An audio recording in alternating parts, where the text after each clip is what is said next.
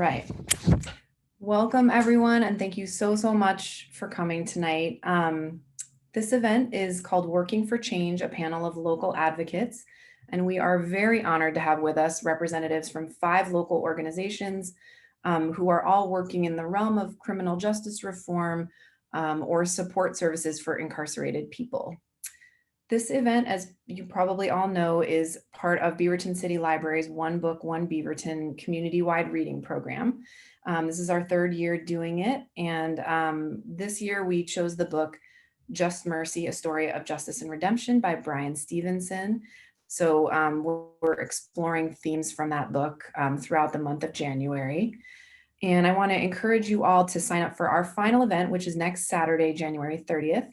And that is our closing keynote address with Bobbin, Singh from the Oregon Justice Resource Center. So that should be pretty fascinating because he does very similar work to Bryan Stevenson. So if you want to register for that, you can go to our website, beavertonlibrary.org/onebook, and that's one book, number 1. Now just a couple of housekeeping things before we get started. If you would all please stay muted while the presenters are talking, that would really help.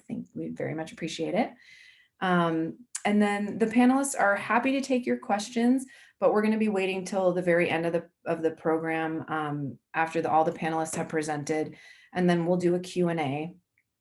So please type your questions in the chat, and then I will compile them and I'll read out as many as we have time for. We may not have time to get through all of them, but we'll try to do as many as we can. So feel free to put your questions in the chat as we're going, and then I'll try and figure out who they're going to be for, and I will read them out when all the presenters have presented. So now, without further ado, we're going to get started, and our first panelist is Simon Fulford of the Restorative Justice Coalition of Oregon. Simon, I'm going to spotlight you. Great. Thank you, Jenny. Thank you, everyone who's attending on a 6 p.m. on a Saturday evening. It's really lovely to see you all here, and appreciate that Zoom is a strange way sometimes to meet, but is also it's quite human, like hearing people talk, and we have cats and pets, so it's actually a really nice place to be. So I'm Simon Fulford. I am the hat I'm wearing here as a speaker is of the president of the Restorative Justice Coalition of Oregon, which is a pretty big title for a small organization that is all volunteer-led, and it is a coalition. And the theme, and we talk a lot about restorative justice, and I wanted to share a 3-minute video that saves me saying it in my words, but somebody else can say it hopefully a lot better than me, because it's a term that gets thrown around a lot, and it has quite an expansive meaning to it. So I'm going to try this.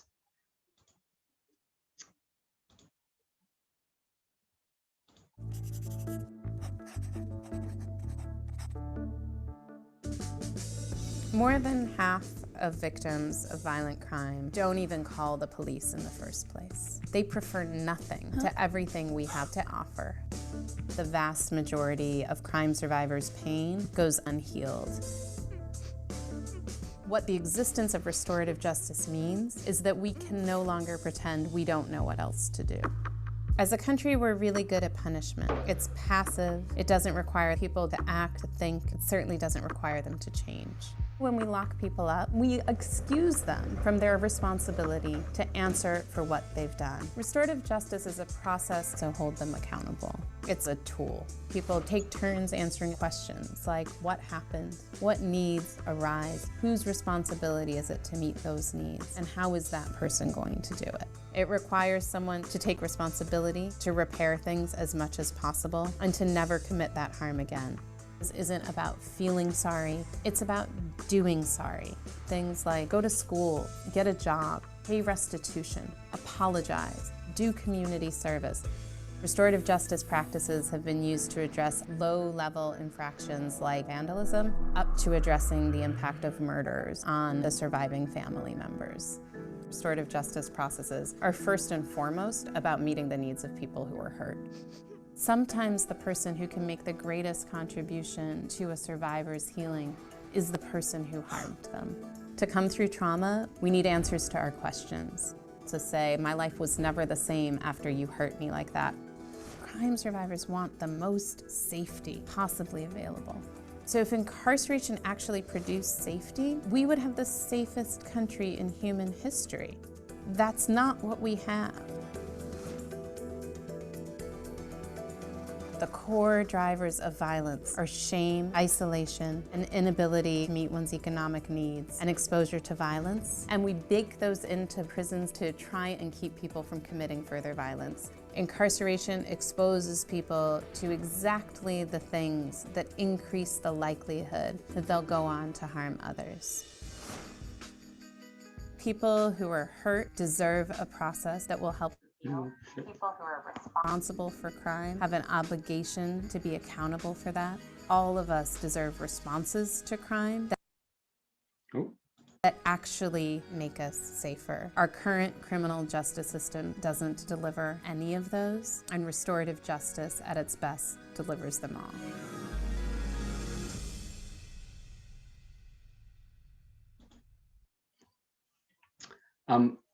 One of the things about restorative justice, sorry, I'm just clicking around, that video didn't quite get out, or I think it inferred it, is also that a lot of people that commit harm or that harm others are themselves, whoa, sorry,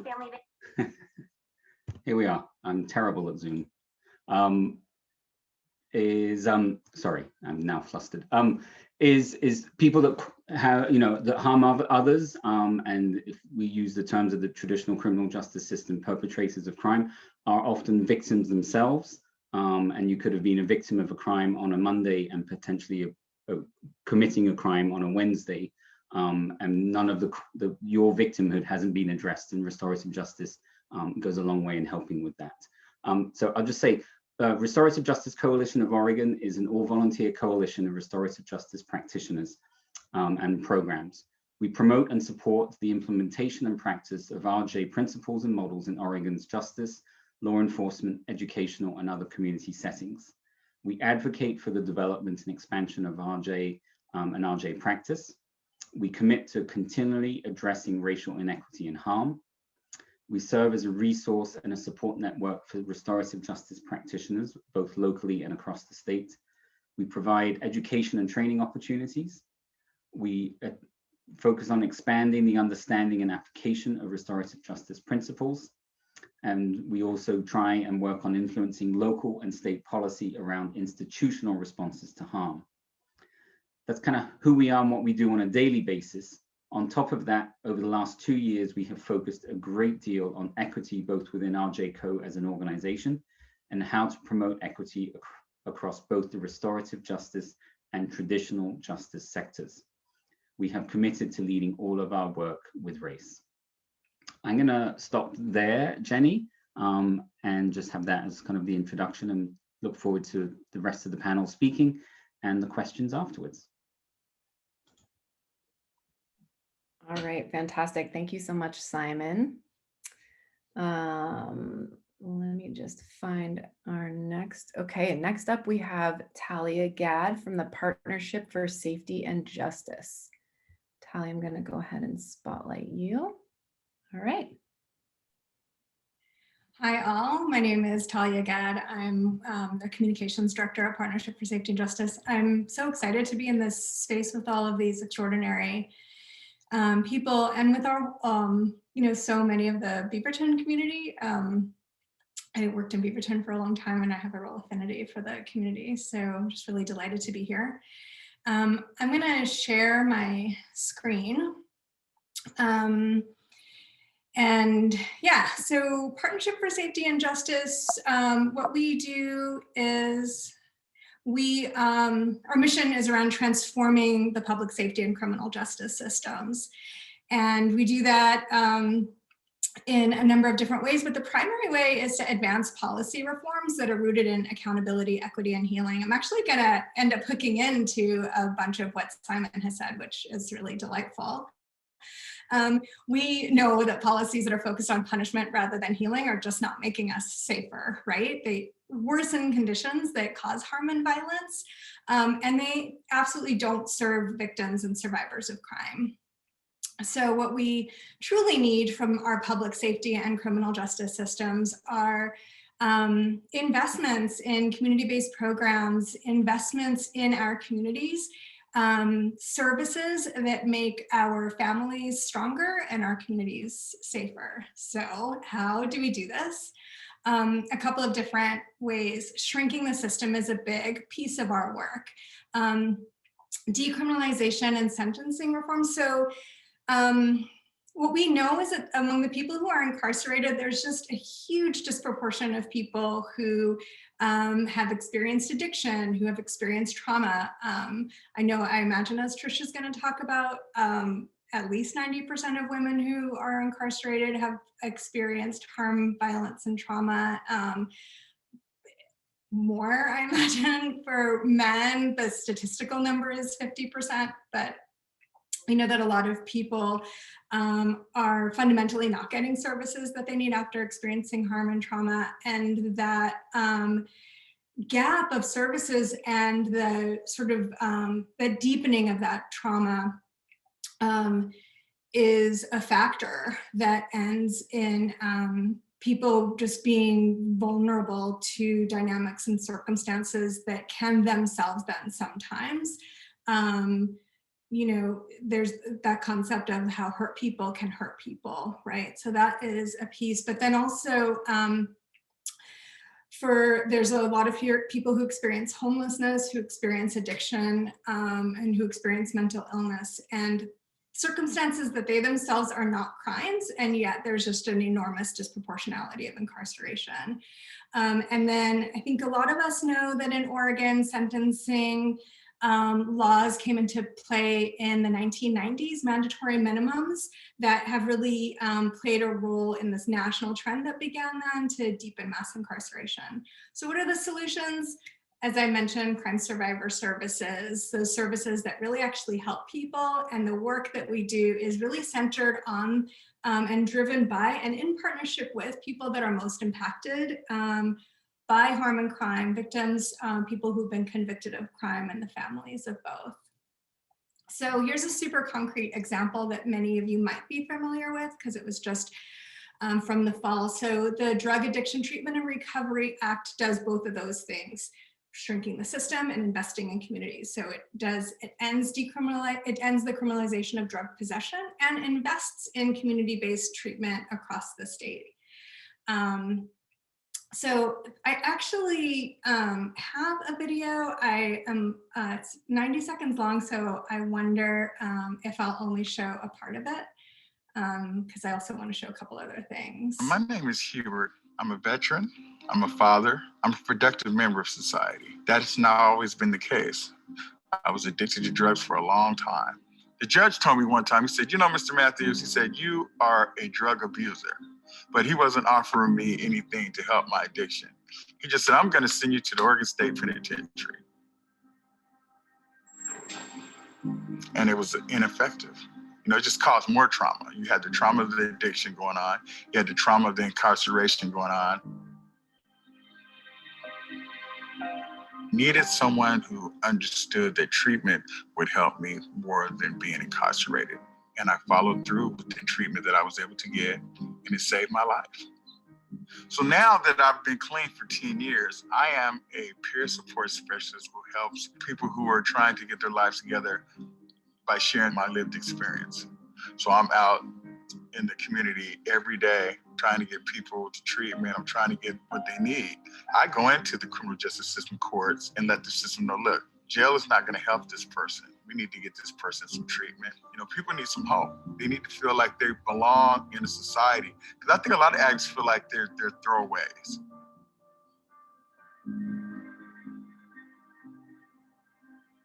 I know the resources that are needed to help people because I'm on the front lines. I know Measure 110 will help me be able to help more people. So please help us by supporting Measure 110. So, whoops, want to make sure I can get past this.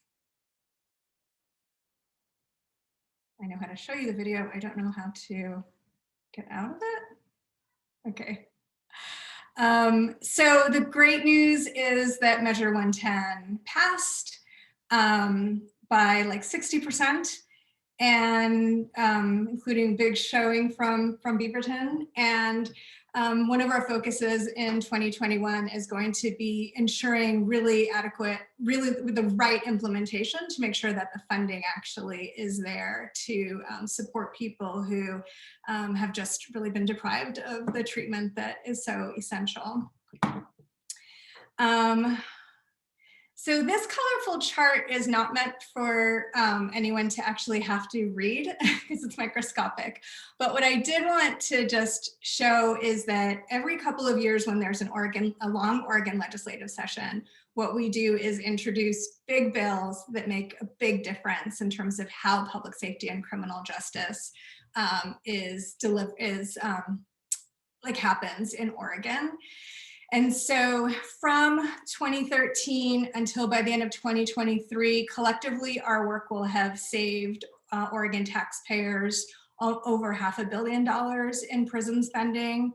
Our work has kept 2 prisons from opening, and our reforms are projected to reduce the state incarceration. We're on track to reduce the state incarceration rate by 15% over 10 years. And I've got these cool charts that this one is where that 14,000 line is the point at which Oregon was on track to need to open another prison, build actually a new prison for men. And we did not want that to happen. And so that was the projection. And so the bill that we introduced in 2013 brought those numbers down. But then there was another projection where the numbers were going to continue to go up. So basically we just had more work to do. And this is the projection of the incarceration rate for men. We were facing a similar circumstance with women. At about 1,280 was the point at which another prison was going to need to open for women. That was the projection. The actual number did go above that point, and it was a real struggle for women who were in the prisons. And that was a tough time because we knew that once the prison is open, they're hard to close. And what we did was advance legislation that really focused on women, so that instead of that orange line that was gonna kind of keep that rate up, we passed legislation that made sure that instead of prison, that women were going to be able to get the services and treatment that they need and deserve. Better solutions. So that's a piece of our work, passing legislation. Another piece of our work is really trying to change the conversation around who's impacted by the public safety and criminal justice systems and how. And one vital focus that a lot of Oregonians are paying more attention to, in particular, starting over the summer, is really centering the needs of survivors of color. We published a report that was done in deep collaboration with extraordinary community partners, including Trish Jordan, who you'll hear about later. But it was just this beautiful collaboration that involved really listening to 40 crime survivors of color. And the report that we put together in collaboration was one where it has a lot of those voices and a lot of those stories. It's a really, I think, beautiful to sit with, and it's super impactful. The report itself came to 4 findings and 4 conclusions that's now the center of some of our work.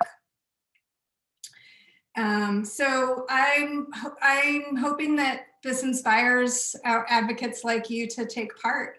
We do this in collaboration. And I'm also gonna stick in the chat some of the resources that came up here, but then also, just ways to kind of find us and get involved. So I'll do that in a second. Actually, I lost that page right now, but I'll post it in a sec. Thanks for your time and for listening, and I hope to see you. All right, thank you so much, Talia. Lots of amazing information there. I just want to remind everybody that we are recording, so feel free to turn off your video if that makes you more comfortable. Just want to let everybody know. All right, and next up, we have Jenny Chu from Right Around Portland. So Jenny, I'm going to spotlight you and take it away. Great. Hi, everybody. Good evening.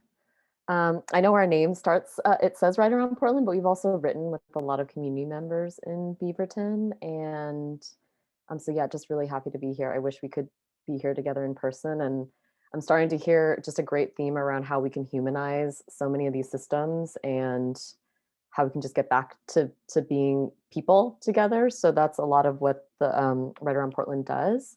We're a 22-year-old organization, and we build community through writing groups. And so normally in pre-COVID times, we would do this in person, but at this point, we can't safely do that. So we've actually have been partnering with agencies still, but we have just like really greatly modified our workshop model.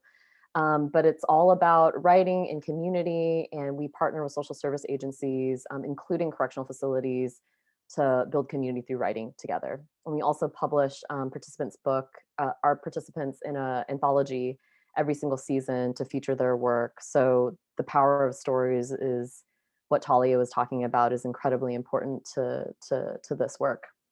So we we write with folks who are who live in low-income housing, who are in treatment facilities, homeless shelters, all sorts of different organizations to do this work. And in Beaverton in particular, we've written with LifeWork Northwest Adolescent Treatment Program, Domestic Violence Resource Center, the Specialized Recreation Program with the Tualatin Hills Park and Rec, the St. Mary's Home for Boys, and also the affordable housing community called the Barcelona Apartments. So I don't want the Portland district to make you feel like we're not also trying to reach communities in other places in the greater metro area. So we've been, so talking about modifying our model, we have been, of course, holding workshops in virtual spaces like this, but we also recognize that there are a lot of folks out there that don't have the privilege necessarily of broadband access or internet or technology. So we've also have modified our workshop program to do a mail-in workshop, and we actually did write with McLaren in a kind of like a one-way video feed where normally our workshop facilitators would be going into the facilities, but of course at this point they can't. So we were hosting workshops with them where they could see our facilitator, but our facilitator couldn't necessarily see them. So we did actually write with them this past season. And I am going to show a 5-minute video because, like Simon, I think, yeah, people can oftentimes tell their stories a lot greater than I can tell them. And this video is actually from 2019, but it's still applicable. So I'm going to go ahead and share my screen. All right, I'm actually going to move here.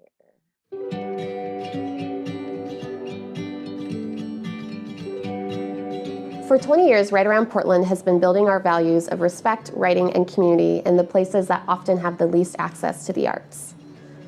10 years ago, youth incarcerated at McLaren Youth Correctional Facility created the Hope Partnership. Since then, we have written with 185 youth at McLaren Youth Correctional Facility. Hope Partnership is a program created by the young men in the facility themselves to bring in community into the facility through volunteer-led workshops in the arts, life skills, and transition resources. Right Around Portland has played a really important role in the development of Hope Partnership from the very beginning. When we can bring in Right Around Portland, a community-based workshop, the youth start to feel part of something, part of their own community, and they feel they'll be successful when they return to their former communities. So I first started with Right Around Portland in spring of 2011. It was a space for me to really explore who was I as a writer. It was a time where I really needed that community and I needed that support from the people around me. So the first journal that I ever received was from somebody, some volunteer in the community, and it was this thin brown paper journal that was like the cleanest thing to me. I loved it. I did Right Around Portland 10 years ago at McLaren Youth Correctional Facility. After each workshop, we were sent a postcard. Receiving the postcards, it was a nice communication to the outside world to remind me that I wasn't alone, that there was people outside who cared about us and wanted to see us succeed. I participated with Right Around Portland in 2011, 2012, 2013, 2014, I believe. What I've gotten from Right Around Portland that I've took with me throughout my growth in the work that I do and the life that I live is constantly reminding myself that we can use creativity with a mix of joy and happiness in all the ways that we approach life. And I think that helped me expand on how I can connect my story to the world. Well, the important thing about seeing any youth who's left a correctional facility, who participated in Right Around Portland, they are bringing it into their lives and their communities and their families. Right Around Portland as a workshop, as a community, needs to exist in the facility. Right Around Portland turned us on to writing as a tool of healing. And it was finding that safe space between those pages that we were inspired to bring that same kind of thing to young people who are in similar circumstances just as ourselves. I work for Beyond These Walls. I was hired to manage our Pen Pal program to LGBTQ prisoners because there were letters piling up at offices across the country from queer prisoners asking for support, which, as someone who really appreciates writing and had this amazing experience with Right Around Portland, was really near and dear to my heart. Myself and Stefan have been teaching spoken word poetry workshops with young incarcerated people, writing curriculum called Verbal Escape. Verbal Escape is a poetry program now. As the name states, Verbal Escape is a way to just use poetry and thought as a way to not physically escape from where we were at, but mentally and creatively escape in productive ways. As I go around and I teach, I bring those same journals that I was given on my first day, and that's just the importance that it carried with me to this day, that I hand out the same journal that was first given to me. Carly, Noah, and Stefan are 3 of more than 30,000 people that have been impacted by Right Around Portland's work. Now in our 20th year, I can see the ripple effect of our work, and I am inspired by what we can do in the next 20 years.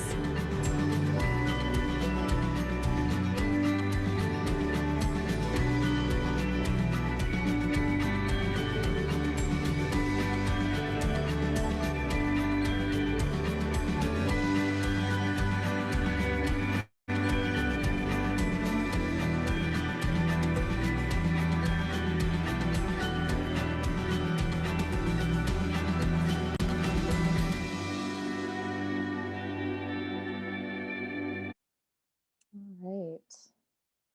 So I also forgot to mention that I'm the community engagement manager. So if you want to get engaged with Right Around Portland, I know that Jenny, the other Jenny, who is so gracefully hosting tonight, will put my contact information in the chat, and I'm happy to talk to you about the ways in which you can get involved with us.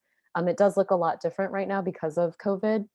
But in pre-COVID times, our programming, our volunteers support about 40% of our work, and that includes running all of our workshops. So I can talk to you about that process, about how to get there. But yeah, thank you so much. I don't want to go over time because I also want to hear about what the other organizations are about to share too. So yeah, thank you.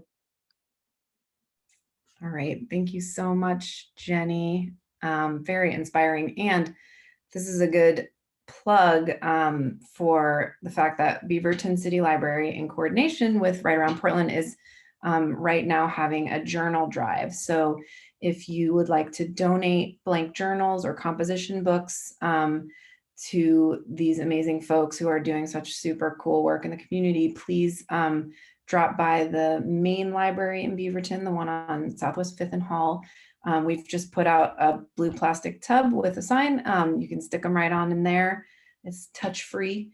And I'm sure that they would really appreciate it. It was very, very moving to hear that gentleman speaking about just the simplicity of receiving a journal. So yeah, just want to make sure that everyone knows that we're doing that. And thank you again, Jenny.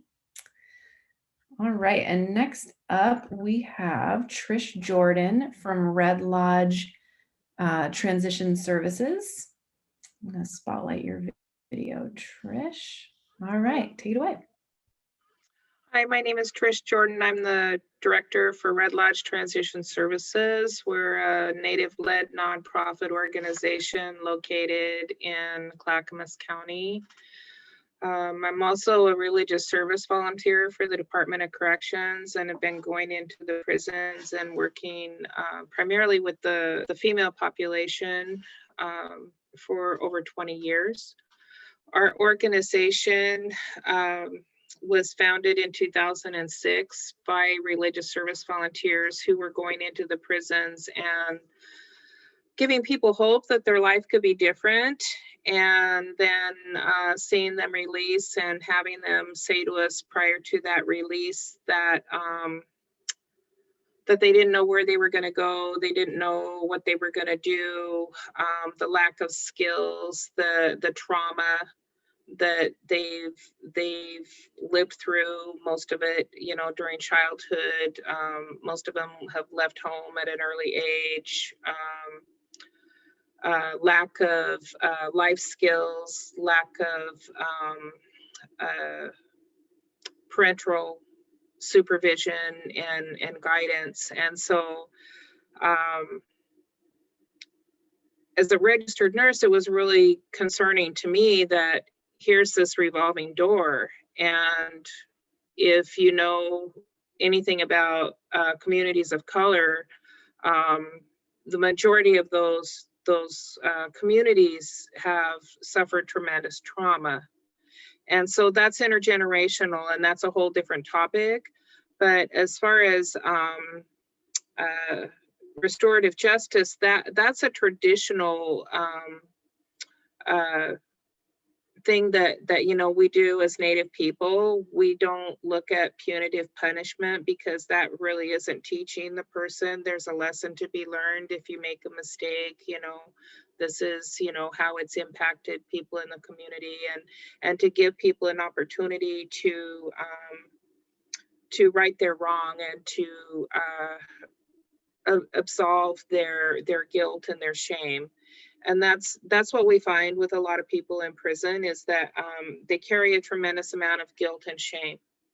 And so how do you help people move through that? How do you help people move through, you know, and work on some of those trauma issues? Because what trauma causes is it's kind of like a scratch in the record. That's how I try and explain it to people, is if people can't get the help that they need, they keep making the same mistakes, or they keep gravitating toward the same people, or you know, the way that you're raised and your values are formed at a very young age. And the majority of the people that we work with come from drug addicted or alcohol addicted homes, and so there's a lot of violence that they've seen in that home, neglect, poverty, all of these issues that really are social justice issues, and racial inequity issues that that tend to drive this particular population to incarceration. And so our mission is to prevent and reduce incarceration and recidivism among Native Americans. And I believe that we are successful in that. We have a lot of success stories. We also do the cultural programming in 13 of 14 of the state prisons. And pre-COVID, Red Lodge had donated over 3,000 hours of programming to our prisons. And you know, like Jenny said about the writing, that's really, really important. The connection between prison and community is really important. because if people don't have hope, they're not going to be able to do the work that they do to change their lives. And a lot of the folks that we work with, oh my gosh, they're so smart. There's so much potential there. And they just have to have people that can help provide them the adult mentoring and give them the support and the opportunities and the resources. And if they're ready to do the work, then they just fly. And I have, I have former clients that now have master's degrees in social work, and people that are plumbers, and people that really have excelled and contributed to their communities. So it's worth our while to practice restorative justice for most crimes. Like when Measure 11 passed in, like, I think it was like 1993 or 94, what we saw was the incarceration of women within those 25 years increased almost 800%. And so you're talking about mandatory minimum sentencing for multiple crimes that judges have no recourse. They don't have any other opportunities to maybe practice some restorative justice. And so then you have women in prison having babies. How traumatic is that? And how terrible it is for that child to be brought into that world in that way. So there's just a lot of trauma that people go through in prison, and there's a lot of trauma like Talia was sharing that they've gone through before even getting there. Hurt people. It's so true. And people are human beings, yet I still have people, who oppose restorative justice issues and really believe that people shouldn't even have TV, or, just give them bread and water. I mean, that's not the answer. That's not the answer when you're talking about people who have substance abuse issues, who have been sexually assaulted, who have all kinds of social issues that they really had no control of, especially as children. So the work that we're doing is really important work, and it gets intertwined with a lot of different organizations, like what's here tonight. And I really appreciate everybody that's here tonight. I really appreciate Jenny for putting this on, and yeah, I guess I could talk for a long time, but I'll go ahead and stop. And then if people have questions, we're here to answer your questions. So thank you for being here. Awesome. Thank you so much, Trish. And I just want to point out that I put a link in the chat to this really beautiful OPB video about Red Lodge and some of the religious work that you do in prison. So everybody copy that link and paste it into your browser so you can watch it after this, because it's really inspiring. All right, thanks, Trish. Okay, and last up, we have Janice Poracal. Gotta find you there, Janice. Okay. She's from the Forensic Justice Project. Thank you, Jenny. Thanks everybody for being here. I'm going to share my screen.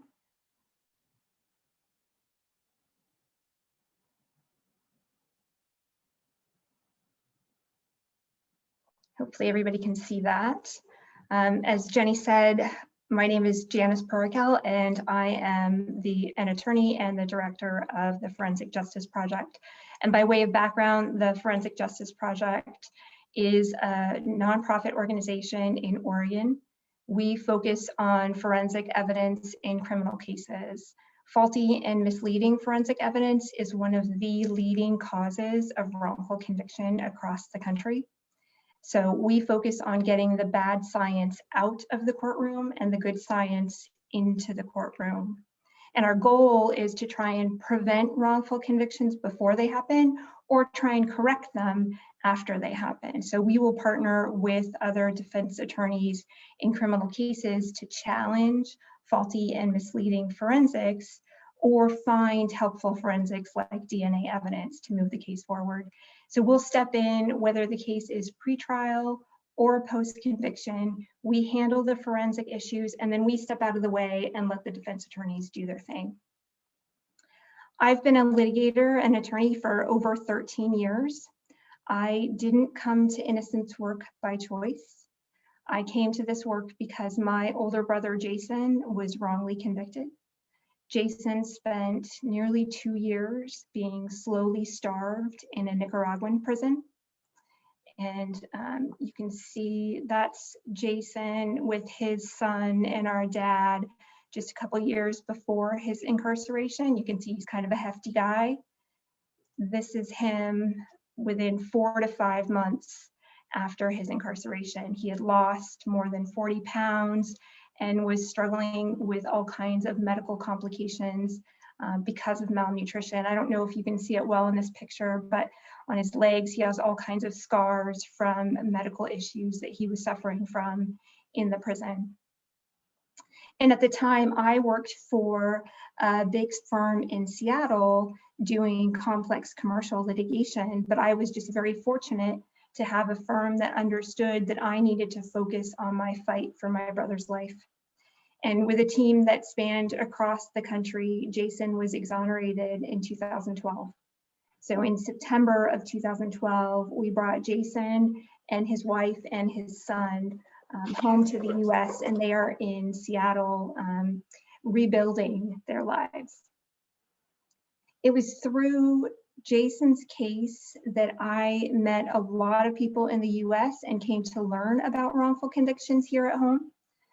To date, there have been over 2,720 exonerations since 1989. That's 2,720 men and women who were innocent, but locked up in our prison. And that represents over 24,000 years lost in our prisons. Oregon is no exception. About a year ago, I walked another innocent man out of one of Oregon's prisons, and his case made headlines across the country. My client, Nick Mcguffin, was wrongly convicted in Oregon in a murder case that happened in the year 2000. Nick wasn't charged with the crime until 2010, and then he was wrongly convicted after our own state crime lab hid exculpatory DNA evidence. So the lab knew that there was the DNA of another man on the victim's bloody shoes, but never said a word about it. And in fact, an analyst from the lab came to trial and told the jury that there was no DNA of anyone else who could possibly be a suspect. There was no DNA from Nick, but they argued that it must be him because there's no DNA from anyone else. Nick walked out of an Oregon prison in December of 2019 after we discovered that exculpatory evidence, along with other exculpatory evidence that had been withheld. So I obviously have a very personal connection to wrongful convictions, but the reality is that we need to be addressing faulty and misleading science in the courtroom in all cases, regardless of guilt or innocence. One of the biggest hurdles that we find in innocence cases is precedent. Judges like to follow what they've done before, and they're required to follow what they've done before in order to decide what to do next. And so every time we allow junk science or misleading forensic evidence into the courtroom, we are training judges and jurors to accept this stuff without question. And then when we have a truly innocent person who needs help, we can't get around it. I know that when I argue cases in the courtroom and I am arguing about faulty and misleading forensic evidence, I can see on the judge's face that they are thinking, I've been admitting this stuff for decades. Don't come in here now and tell me that I've been doing it wrong. So the Forensic Justice Project was created to help defense attorneys understand science and understand where forensic evidence is going wrong so that we can remind judges and jurors of the importance of objective evidence and sound science in the courtroom. And we'll step in on behalf of clients. We do trainings for attorneys. We write briefs to appellate courts to educate judges. And we also work in the legislature to change the law in Oregon. So what can everybody do to help?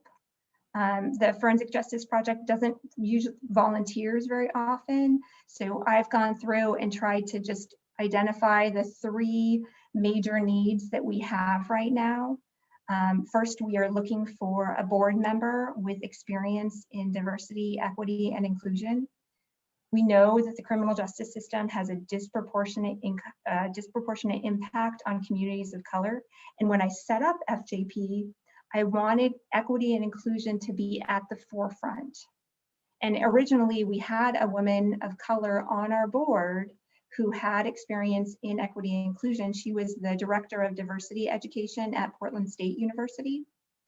And unfortunately, or I guess fortunately for her, she got a great career opportunity on the East Coast. Unfortunately for us, that means we lost our board member who has this experience. So we're looking for another one who has that experience.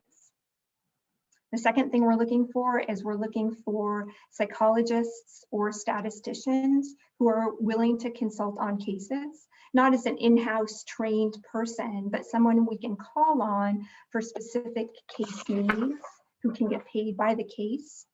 There are some very common types of forensic evidence that have been misrepresented to jurors to make jurors think that they are near perfect.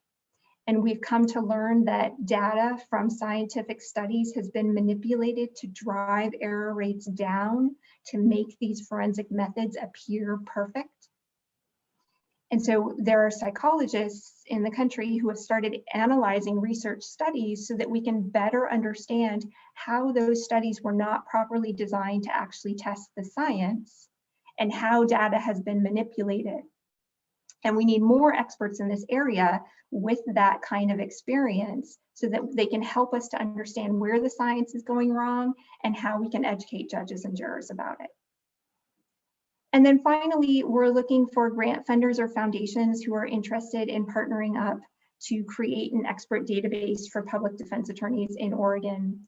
Having well-trained experts is critical to our ability to understand science and educate judges and jurors in cases. But right now, the way that most defense attorneys find experts is just by asking a friend or sending an email to whatever listserv they happen to be on. It is the most inefficient way to find trained expertise.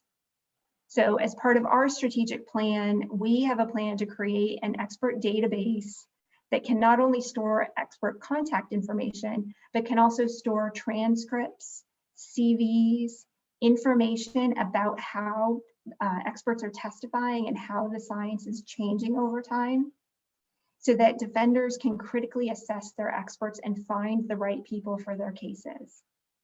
And we would be hiring another attorney who can create that database, populate it, and then maintain it over time by going out into the community, finding new experts, getting transcripts, and educating lawyers on how to choose the right expert. I know that these are very specific needs, and it may be that there is no one in this audience that has any connections in this area, but I thought I'd take a flyer on it and maybe I'd get lucky. My email address, as well as our website, is on the screen if any of you want to get in touch or learn more about our organization. With that, I will turn it over to Jenny. All right, thank you so much, Janice. Very, very interesting and important work that you all are doing. So thank you for all the work you do. Well, that concludes the presentation part. Thank you all so much for sharing about the amazing work you're doing. Really interesting. I love how everything sort of fit together in a really cool way.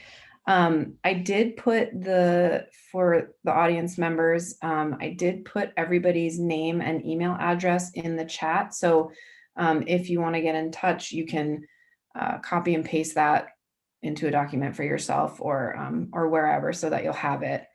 Hopefully you see it. If you don't see it, let me know. And then we do have some questions. So the first one is someone was asking, Janice, you just addressed this, how can people help? It's specific, no problem.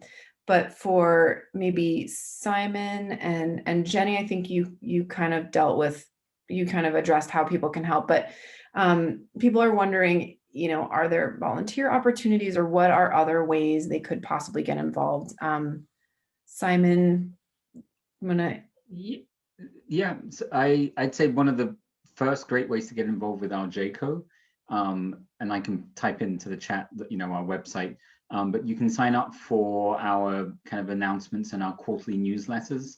And we started last year in responding to COVID. We used to do obviously a lot of kind of in-person trainings and what we would call practice reflections. And we've designed those into RJ cafes. And we do one every 2 months. It's an hour and a half. They're free. They're open to anyone, whether you're an RJ expert or just somebody who's interested. And they're on different themes. We're doing a follow-up one on RJ and equity. So that's one way just to get more involved with the RJ sector here in Oregon and hear what's going on and meet people virtually, obviously. Yeah, I'll stop there. That's probably the best for RJCO. All right. If that's okay. Yeah, please. So on one of those slides, you saw that every 2 years, there's a big legislative session where we do really exciting advocacy work. And we're in one of those legislative sessions now. So we do an annual lobby day. This year's lobby day is going to be focused on a big bill that we're really excited to share. And if you're interested in helping to shrink our correction system and grow community-based responses to harm and crime, that's a great way to do it. And our email list is a good way to know about events, webinars, kind of big things that are happening in our work. So yeah, I put some of that info in the chat, but yeah, you can also email me. Perfect. Thank you, Talia. Trish, can you speak on that a little bit, how people might be able to get involved?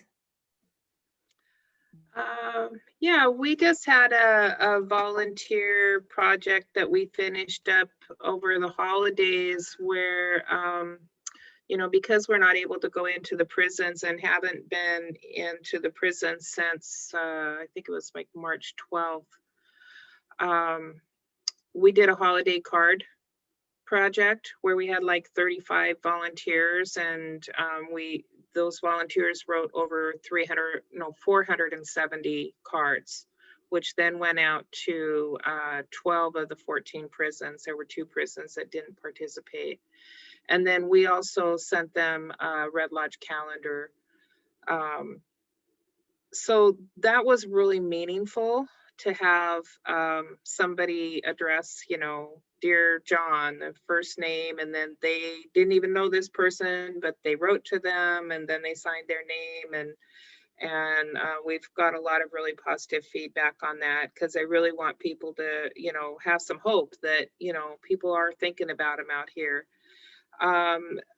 We're working on a coat drive, and if people have good used winter coats, hats, gloves, we do that every year where we either coordinate with the prisons because they have people that are released and they don't have hat or coat, and the jails. We don't want anybody to go home and be cold. We want people to have some real clothes. We want people to feel and look normal when they're released from prison. So if people have coats, if they want to contact Red Lodge, we could maybe coordinate picking those up. And if you want me to put my phone number in the chat, I can do that. because we're not going into the prisons, we're still socially distancing here out at the Red Lodge, which is our women's house transition center. You know, we used to have people that helped with GEDs and that helped with behavioral health, and hopefully we'll get back to that. But right now we're kind of limited on what we can and cannot do in the volunteer realm.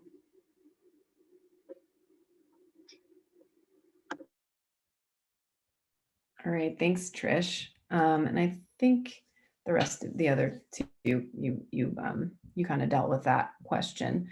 So we do have a couple questions. The first one is for Simon. It's a short question.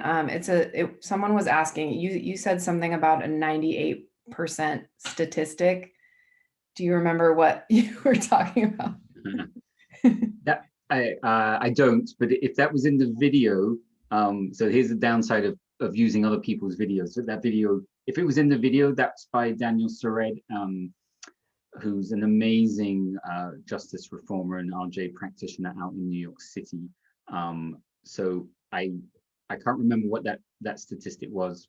I do know from other work I've done and is one element, one tool in restorative justice, or one tool, I guess, is victim offender mediation. And it's a dialogue, and the video kind of showed that whether the person who's harmed or who's the perpetrator of harm, the criminal, whatever, you know, people use different terms, but the harmer dialogues with the person who has been harmed, the victim, and looks for ways of trying to repair, to fix that harm, to repair it in some way, and as Trish alluded to, and to actually repair the relationship. Traditional justice breaks relationships, breaks communities, and restorative justice tries to rebuild and fix those relationships, because people will leave prison and they will be in our communities, and they are from our communities. And our friends in the Native American community have amazingly beautiful work at healing and keeping people as members of the community, as opposed to ostracizing them. There's lots of academic evidence, randomized control trials, if you want to, you know, the gold standard, where 85% of participants in victim offender mediation, both victim and offender, harmed and harmer, are satisfied with that process. And in many ways, it's higher than that. And as the video indicated, that can range from, quote, low-level crime of vandalism or you know low-level theft, right through to murder, sexual violence, intimate partner violence. RJ has been applied in all those types of dynamics of harm. Great, thank you so much, Simon. The next question, it was asked during your presentation, Talia, so if you can speak on this, great. If anyone else wants to chime in, that's fantastic too. Does Oregon have any private prisons? Even with government prisons, how much of a pull to find prisoners does Oregon have to supply labor for industries? We don't have private prisons. It's actually against Oregon law to have private prisons in the state of Oregon. And there was a part about labor that I feel like other people will be a lot more qualified to respond to. No problem. Yeah. And then I do, though, I do know that there was a jail that was contracted to detain people through ICE. So that was like some kind of loophole, which was a real concern, obviously. So I know that there's some kind of murky stuff happening there. Yeah. Trish, you look like you might have an answer. Yeah. So Oregon is one of the few states that does not have any privatized prisons. We have 14 state prisons and 1 federal prison here. If our women are going to federal prison, they go out of state. And Enterprise. the Oregon Department of Corrections has well over 100 correctional enterprises. When you call the Department of Motor Vehicles in Multnomah County, you are talking to an inmate. They have that at Coffee Creek, and now they have it at, I believe OSCI also has DMV. They do solicitation call. They have a call center over at Snake River. They have multiple different contracts that run anywhere from laundry to making blue jeans to woodworking. There's firefighting. You know, this summer we experienced multiple firefighters, and I'm proud to say that the women from Coffee Creek and the men from Shutter Creek and Forest Camp were out there, and they're saving our houses and our land, and they work for $1 a day. And the Department of Corrections probably charges $300 a day for that person. So, you know, slavery was abolished and prisons were established. And we really need to look at that, and we need to address the history of this country, and how can we do things differently, because we can't sustain the prison. It's too expensive. It costs about $34,000 to keep someone 1 year in prison. If they release and there's not the support that they need, and they're not prepared, and they're still in their addiction, and they come back to prison, that recidivism costs the state of Oregon about $140,000. So we can't sustain this system. We have to have different ways of doing things, and hopefully, you know, there's a lot of work right now being done on restorative justice models. So that's an exciting time for us to, you know, be working together on these things. Thanks very much. This is a big question, probably for all of you, if you want to chime in. It was asked during Talia's presentation, but how do we as a society change our thinking from that of retribution to that of rehabilitation? How do we present this dynamic to the public? How do we humanize the prison population, the poor, and those with substance abuse? Big philosophical questions. I'm happy to take a start and let people think. So it's a huge question, and there's probably no simple answer, and I don't think whoever asked it was thinking there would be. I think one thing is we all have to change the way we talk, and the way we talk about crime and punishment, and I would, from RJ, you know, restorative justice has some great language to kind of shift people's thinking around, you know, around how we should respond to crime and harm that's caused in our communities. So I think really trying to change the way we talk, and the other thing is none of us, we're actually a lot less punitive than we actually think we are. And so when I say it's about changing the way we talk about things, is and maybe Talia, this probably came out in a lot of the crime survivor, maybe in the research there and in other areas, but when you ask people surveys in the general public about crime, and what do they want is the best, what do they want out of the law, you know, criminal justice system or the justice system?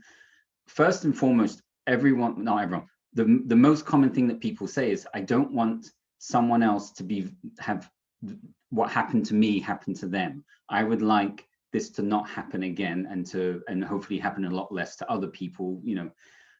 So people's desire is not to punish. People's desire, first and foremost, is that other people don't have their own victimhood and the harm.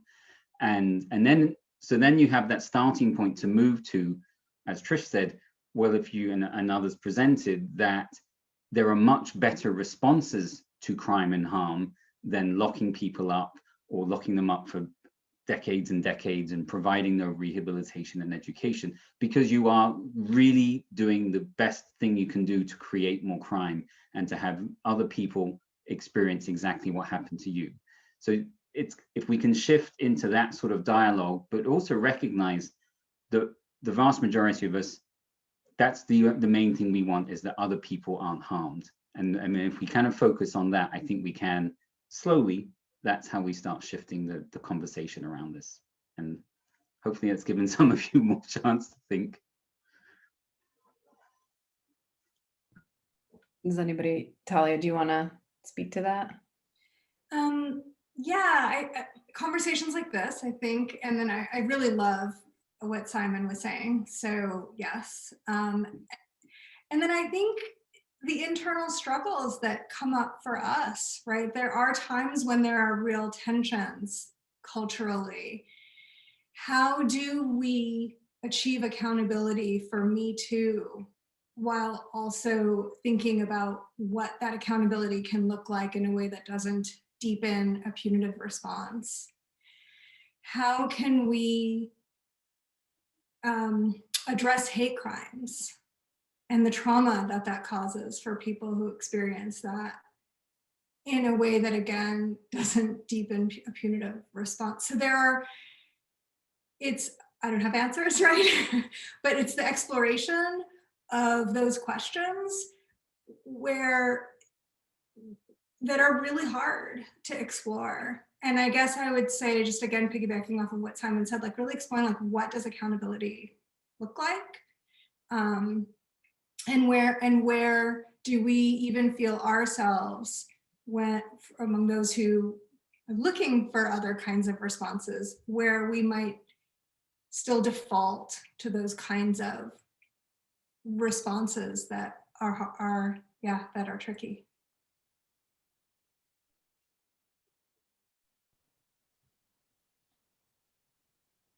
Janice, did you want to speak on that? I just want to chime in from when we enter the picture from where we stand as attorneys. You know, a person has already been charged and they're in a criminal case. They're going to court, either a plea hearing or trial. And so that's often a question for us, is once you get to that point, how do you humanize that person so that a judge or a jury is looking at that person as a person instead of just another criminal defendant that's being moved through the system? And so that's a really difficult part of this job. And I will say that from that perspective, the funding is a real hurdle, because we have a public defense system that is far, far overworked from where the funding actually is. And so when you have people who are just trying to move cases through the system because that's all they can do to keep their heads above water, then you do end up just becoming another number in the system rather than a person with a story and a family and some sort of background information. And so we do need to address not only preventing that person from entering the system in the first place, can we do something else as opposed to just sticking them into the criminal justice system? But then once they get there, how are we treating them as they move through that system so they don't become another number? And funding is a reality for that. I'd like to share something in regard to that. You know, we have to work on the stereotypes that we engage in regard to people who do go to prison. And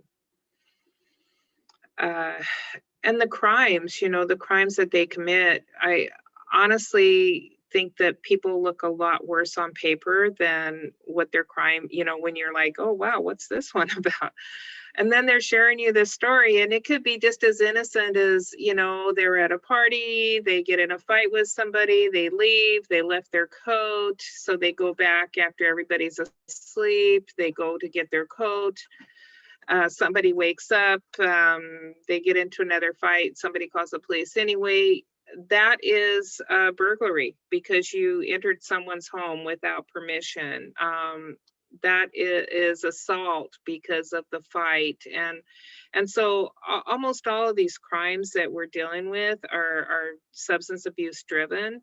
And we really need more mental health and behavioral health within our communities, and especially within our schools. There's algorithms that can tell us by the time somebody's in 5th grade what their chances are of going to prison. And so who is it that's in prison? The majority are people of color. They're poor. They come from single family homes. They have history of violence. They have all of these levels of trauma that indicate that, you know, they're vulnerable for that. So we want to give all of this to darn it, we want to give all of this we want to give all of this support to children, but then they become adults and now automatically they're responsible for themselves, which is true. And so we just need to rethink of how we address people and how we support people through this whole process. Yeah, I want to piggyback off of what Trish said, right? I think that human beings are incredibly nuanced, which is why stories matter.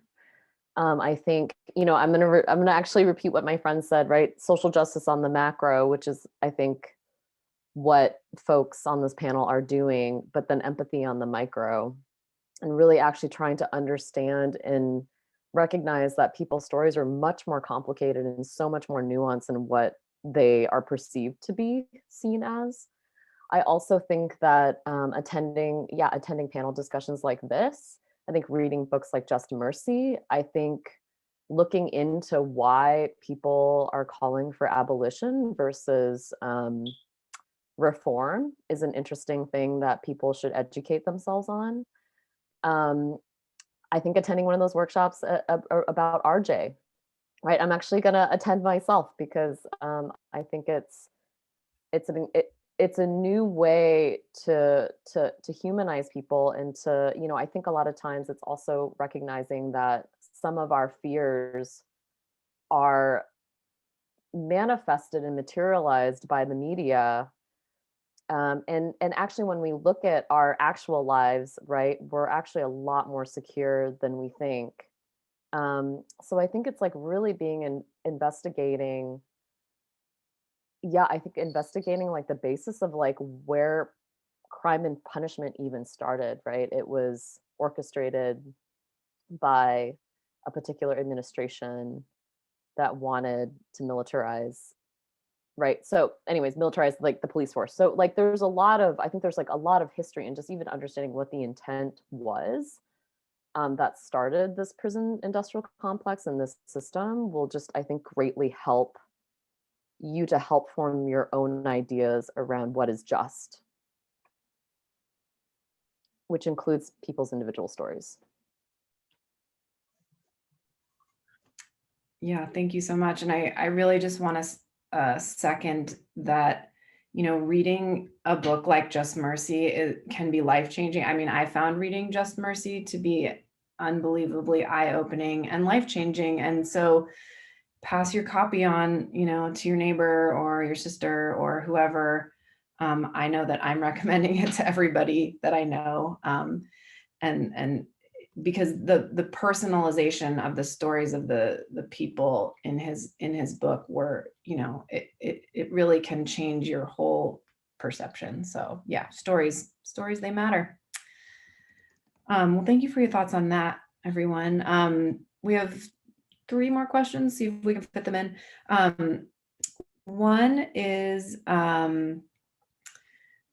do you all know, or do you offer, or do you know, Trish, you sort of touched on this, are there opportunities for people to be in direct contact with local folks who are incarcerated, like a, you know, kind of prison pen pal thing, if your organization offers that, or if you know of organizations that offer that? I think people would be really interested in that. Yeah, There's multiple lists for people who want to be pen pals with folks in prison.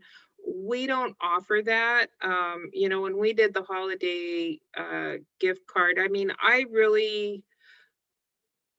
don't want anybody judging anybody for their crime, and it's really easy to look people up. And then, you know, a lot of times, you know, people in prison, they can tell you whatever.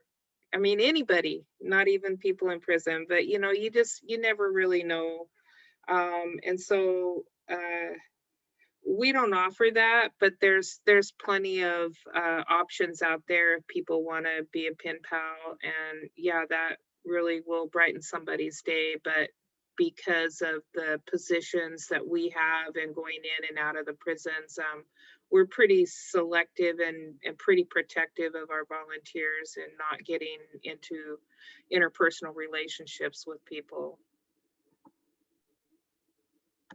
I do know that beyond these walls, which actually was mentioned in Jenny's video around right around Portland, they have a hotline, a COVID hotline, and they're actually looking for volunteers. So I will put that name and contact information in the chat. Yeah, I also will say that I actually did some Google searching of my own around prison pen pal projects and found actually a really gross like for-profit companies that were mediating pen pal, and I don't know if any folks on this panel know anything about that, but it popped up a bunch of these like, oh, like, you know, inmates had to pay to get access to your pen. Anyways, I was like, this feels very gross. So anyways, I'm just sharing my own personal experience with it. And yeah, Beyond These Walls is a reputable organization. So I would say just be careful about Googling things, because these folks are already being taken advantage of. And I think that there's companies that continue to take advantage. Thanks. And I think, you know, we're putting so many so much great information in the chat. I will send out all of the links and all of the contact information to everyone who registered for this event. So you don't have to worry too much about furiously copying and pasting all the amazing information. Okay, I think we can let's see if we can do one more. This question is for anybody who can answer it. It's almost a librarian question, so we'll see. Where is the data that reveals the racial, ethnic, age, gender details of the arrests and convictions of people in Washington County?